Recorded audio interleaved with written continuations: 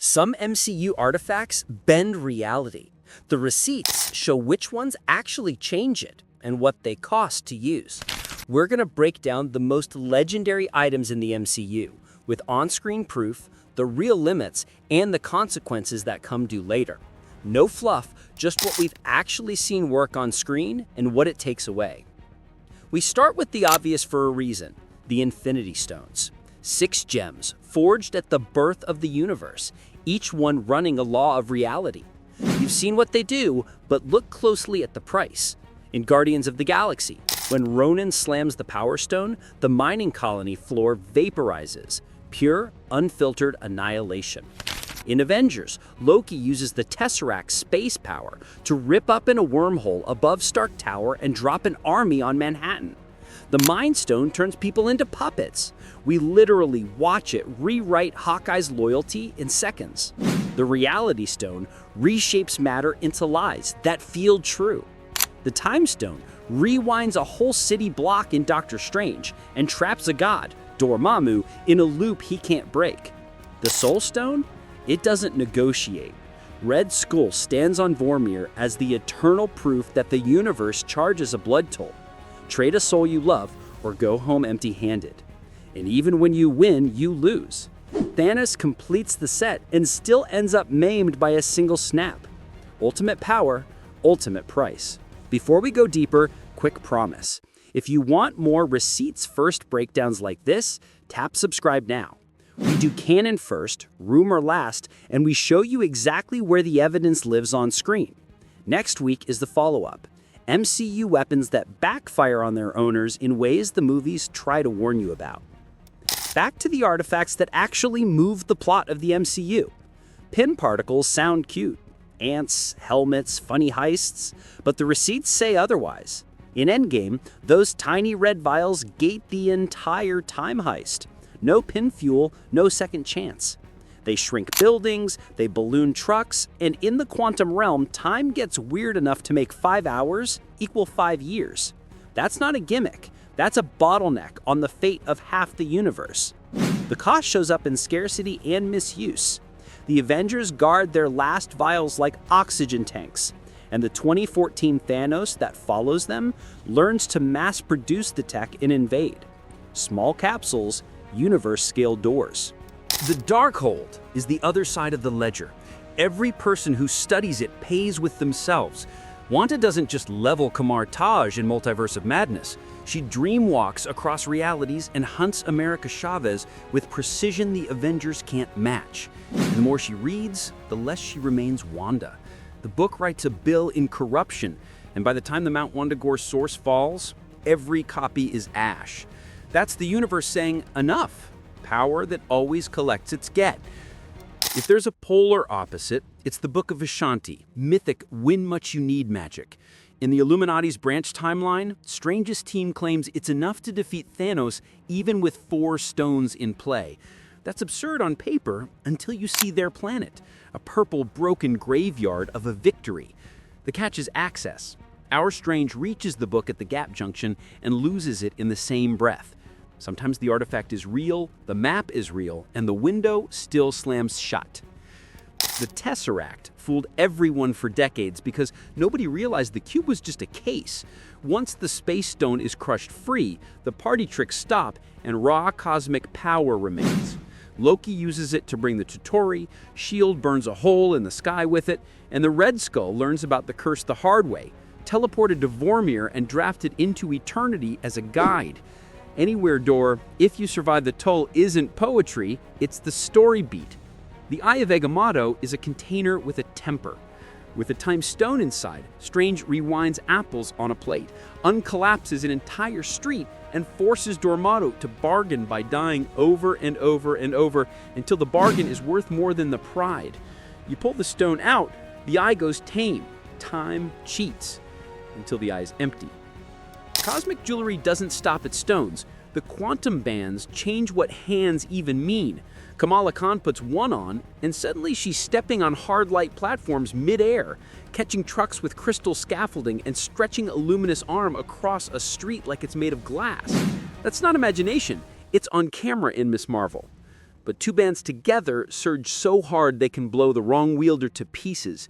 The more reality you build, the more careful you have to be with the blueprint. Fire shouldn't be a character, but the eternal flame is. Odin locks it in the vault because Surtur, without fire, is just a crown on a stick. Hela opens the jar and wakes an army. Undead berserkers, Fenris the wolf, and when Loki gets desperate enough, Surtur himself in his final form. Asgard is saved by letting it burn down. The flame resurrects, the flame devours. Light it and lose everything. Tony Stark's ghost lives in a pair of glasses. E.D.I.T.H is a satellite-backed AI with a cheerful voice and a very literal understanding of intent. Peter Parker slips them on and suddenly has a sky full of weaponized drones. London almost pays the price when a con man borrows the keys. The lesson is embarrassingly simple. AIs don't judge, owners must. And when Peter's identity goes public, the government does what governments do. They seize what they can't oversee. Not all relics swing or explode. Some choose. The Cloak of Levitation is a sidekick with fabric nerves. He yanks Strange away from a spike blade, wraps a mercenary's head like a blindfold. And, my favorite micro-receipt, keeps Thanos from closing his fist for a heartbeat that matters. It's not offense, it's advantage. And when Strange dusts, the cloak goes with him. Even partners pay the cosmic tab. Cold gets a throne too. The Casket of Ancient Winters is a frost giant relic that can focus to freeze a man on contact or widen to lock a landscape into an ice age. We see both in Thor, a beam that snaps to target, and a storm that swallows terrain. Odin takes it as a spoil. Hela calls it weak only because Ragnarok is already on the clock. Context matters. Without Asgard to anchor the vault, the casket goes down with the ship. There's another time-bender on the shelf, the Book of Cagliostro. The Ancient One hides it and breaks her own rule to draw power from the dark dimension.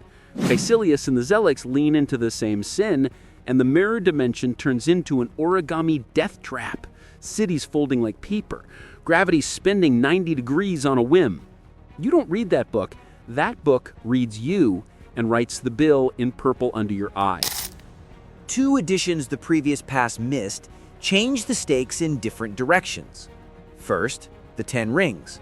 We watch Wenwu wear them for 1,000 years and do the work of an army alone. The rings launch like meteors, return like falcons, shield like a drum, and age their wearers so slowly it looks like immortality.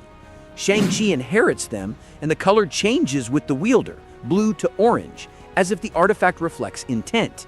In the final battle, the rings answer a dragon's scream, and a Dweller in Darkness bite with energy that feels older than the Mandarin's legend. The cost isn't blood, it's temptation. The rings amplify what's already inside you. Wear them long enough, and power becomes your personality. That's a prison with a very pretty lock. Second, the Nano Gauntlet. Stark, Banner, and Rocket build a snap-capable glove because they need a mortal to do a god's job. We see, in brutal slow motion, what Gamma and Raw Will can buy. Banner survives the snap to bring everyone back, but his arm is charred for the rest of the movie. Tony does the final snap and dies with the proof glowing up his forearm. If the stones are the gun, the gauntlet is the trigger assembly, and the MCU shows us twice that pulling it costs flesh. While we're here, a quick note on containers and cases. Loki's scepter looks like a scepter until it cracks and we find the Mind Stone hiding inside. The Tesseract looks like power until the cube breaks and the Space Stone falls out. The eye looks like a jewel until the Time Stone leaves and it becomes jewelry. The MCU keeps telling the same small truth. Casing is story, core is physics. If you're judging by the wrapper, you're missing the weapon. Pull back and a pattern clicks into place. Artifacts that save people threaten civilizations. Artifacts that save civilizations murder people. The stones stitch a universe together and rip apart anybody who tries to hold all six. The Book of Vishanti promises victory and vanishes the second you lay a hand on it, like the universe punishes shortcuts. The Darkhold keeps its promises too. You'll get what you want, and you won't be you when you get it. Pym Particles look like comedy until the last vial decides who gets one more jump home. The 10 rings will make you unstoppable, and if you're not careful, they'll make you unrecognizable. E.D.I.T.H puts 1,000 drones in the sky and asks a teenager to be a general. The cloak will save your life and then follow you into dust. The Nano Gauntlet gives mortals the finger of God and takes a pound of arm or a whole heart. So which artifact wins? The better question is, which cost can you live with? If you could only pick one, are you choosing a door, a shield, a cheat, or a crown? Do you want something that makes you bigger, or something that makes your choices louder? Because the MCU keeps showing us that every miracle buys a tragedy somewhere else on the ledger. If you're into breakdowns that separate receipts from myth and call out the bill each artifact sends to its owner, make sure you're subscribed. Next, we're ranking MCU weapons that backfire. Items that literally turn on the hero or force them into the worst version of themselves. Drop the artifact you think is most dangerous in the comments and tell me why. Power, price, or both. I'll see you in the next one.